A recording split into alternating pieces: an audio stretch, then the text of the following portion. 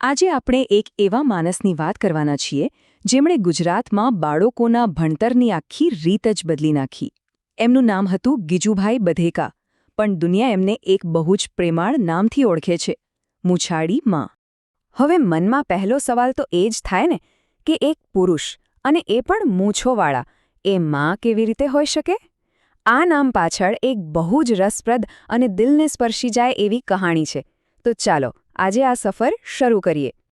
આ નામ એમને બીજું કોઈ નહીં પણ ખુદ મહાત્મા ગાંધીએ આપ્યું હતું. વાત જાણે એમ છે કે ગાંધીજીએ ગીજુભાઈને બાળકો સાથે જોયા. એમનો પ્રેમ, એમની કાળજી બિલકુલ એક મા જેવી જ હતી. એમનામાં રહેલી આ મમતા જોઈને ગાંધીજીના મોંમાંથી તરત જ નીકળી ગયું, તમે તો સાચા અર્થમાં મૂછાળી માં છો. મૂછો ભલે પુરુષની હતી, પણ હૃદય તો એકદમ માનું હતું. તો ચાલો એમની આ અદ્ભુત સફરની શરૂઆતથી વાત કરીએ. કેવી રીતે એક સફળ વકીલ પોતાનું કરિયર છોડીને બાળકોના ભવિષ્યને સુધારવાના રસ્તે નીકળી પડ્યા. ગીજુબાઈનું પૂરું નામ હતું ગિરિજાશંકર ભગવાનજી બધેકા.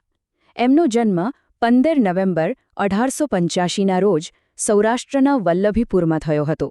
એમણે મુંબઈમાં કાયદાનો અભ્યાસ કર્યો અને પછી તો વકીલ તરીકે બહુ સરસ કરિયર પણ શરૂ કરી દીધું હતું. અહીં એમના જીવનના અમુક ખાસ પડાવ આપણે જોઈ શકીએ છીએ. 1885માં જન્મ, પછી 1907માં આફ્રિકાનો પ્રવાસ, 1911માં વકીલાતની શરૂઆત, બધું બરાબર ચાલી રહ્યું હતું. પણ પછી આવ્યું વર્ષ 1913. આ એક વર્ષે એમના જીવનની આખી દિશા જ બદલી નાખી. હવે આપણે વાત કરીશું એ ક્ષણની જેણે બધું જ બદલી નાખ્યું. આ માત્ર ગીજુભાઈના જીવનનો જ નહીં, પણ ભારતમાં બાળકોના શિક્ષણના ઇતિહાસનું પણ એક બહુ મોટો વળાંક હતો.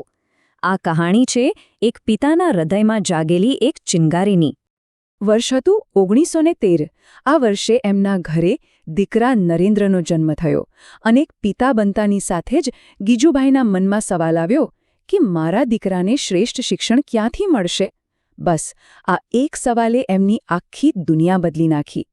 એમણે એ સમયની શાળાઓ પર નજર કરી તો એમનું દિલ દુઃખી થઈ ગયું. શાળાઓમાં તો માર અને સજાનો ડર હતો. ભણતર એટલે બસ ગોખણપટ્ટી. આખું વાતાવરણ જ ભયથી ભરેલું હતું. એની સામે ગીજુભાઈએ એક સપનું જોયું. એક એવી શાળાનું સપનું જ્યાં પ્રેમ હોય, રમતગમતથી ભણતર થતું હોય અને બાળકો ડરતા ડરતા નહીં પણ હસતા હસતા શાળાએ આવે. પોતાના આ સપનાને સાકાર કરવા માટે એમણે દુનિયાભરના શિક્ષણના નવા વિચારો જાણવાનું શરૂ કર્યું. અને એમની આ શોધ એમને ઇટલીના મારિયા મોન્ટેસોરી સુધી લઈ ગઈ.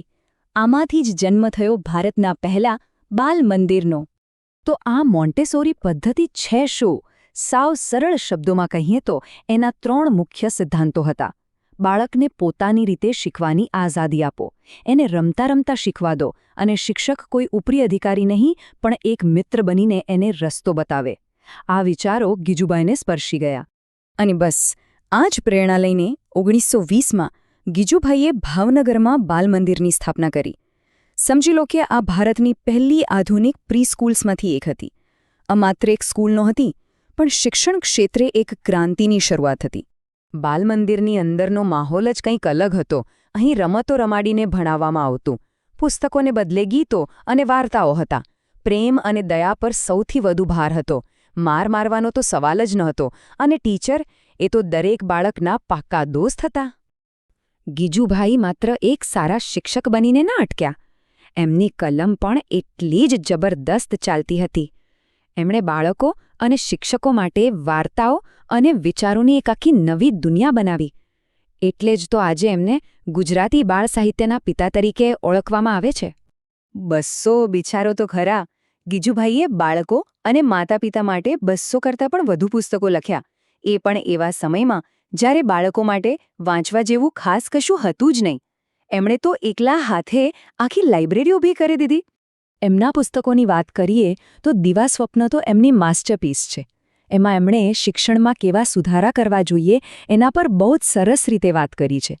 આ સિવાય મોન્ટેસોરી પદ્ધતિ, વાર્તાનું શાસ્ત્ર અને બાળકોની ફેવરેટ વાર્તાઓ જેવી કે આનંદી કાગડો આજે પણ એટલી જ લોકપ્રિય છે.